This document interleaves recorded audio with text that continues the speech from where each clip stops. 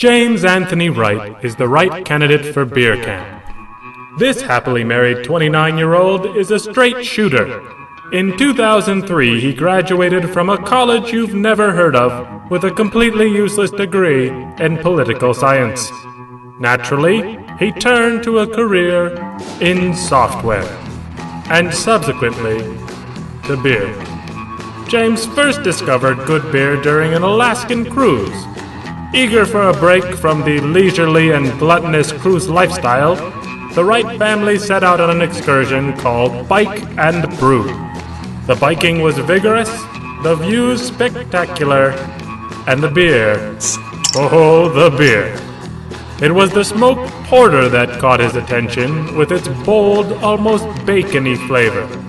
He savored the sampler as the tour guide spun tales of their humble homebrew beginnings. Homebrew, he thought. Interesting. And while Alaska opened his eyes to the world of flavorful beers, it was Sierra Nevada that introduced him to hops. Coming from a rich heritage of innovators, James decided it was time to make beer of his own. But even brewing wasn't quite enough. A strong do-it-yourself mentality drove him to go further. During a visit to the local homebrew shop, he happened upon a refrigerator filled with strange, twiggy plant-like objects. The shopkeeper explained they were hop rhizomes, and while nearly all commercial hops are grown in the Pacific Northwest, hops once flourished right here, in Connecticut. This was just the opportunity James was looking for. He quickly set about petitioning a local farmer for a plot of land. His argument was quite persuasive. And the Wright Nano Hop Yard was born. Soon 60 rhizomes were in the ground. James fashioned posts from cedars that had fallen on the property.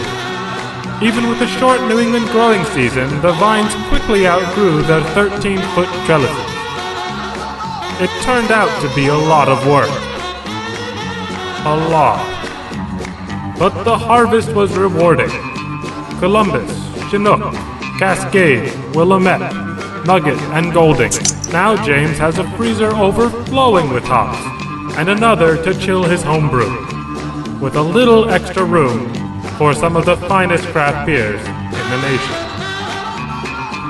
James is a hard worker. After 29 years of punishing New England winters, it's safe to say he knows his way around a shovel. Emptying warm, spent grain will be a welcome departure from the snow back east, and hoisting 40-pound bags of wood pellet fuel every day should serve as excellent training for transporting sacks of grain in the brewery. It's not hard to see why he's the right man for the job. Crap! I think I used that line already. Right for Beercamp.